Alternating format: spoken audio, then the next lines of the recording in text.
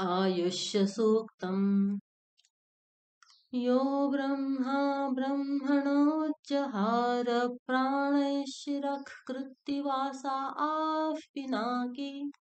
ईशानो देवः स न आयुर्दधातु तस्मै जुहोमि हविषा घृतेन।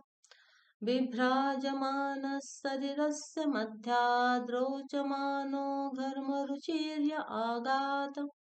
समृत्युपाशानपनुद्य घोरानिहायुषेण घृतमत्तु देवः।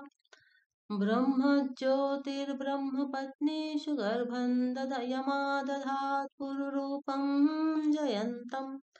सुवर्णरम्भग्रहमर्कमर्चं तमायुषे वर्धयामो घृतेन।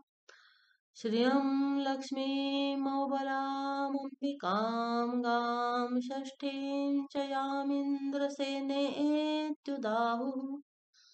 तां विद्यां ब्रह्मयोनिगं स्वरूपामिहायुषे तर्पयामो घृतेन।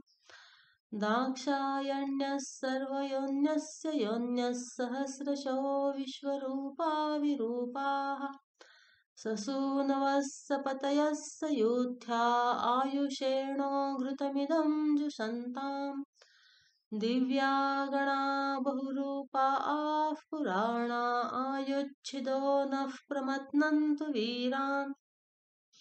तेभ्यो जुहोमि बहुधा घृतेन मानः प्रजागङ्रीर्षोमोत वीरान्।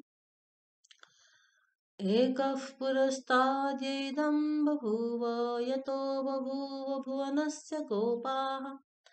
यमप्येति भुवनगंसा आं पराये स नो हविर्घृतमिहायुषे एतु देवः।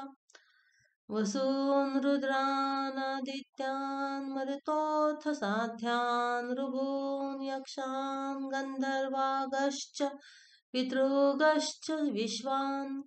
भृगून् सर्पागंश्चाङ्गिरसोऽथ सर्वान् घृतगं हुत्वा स्वायुष्यामहयाम शश्वत।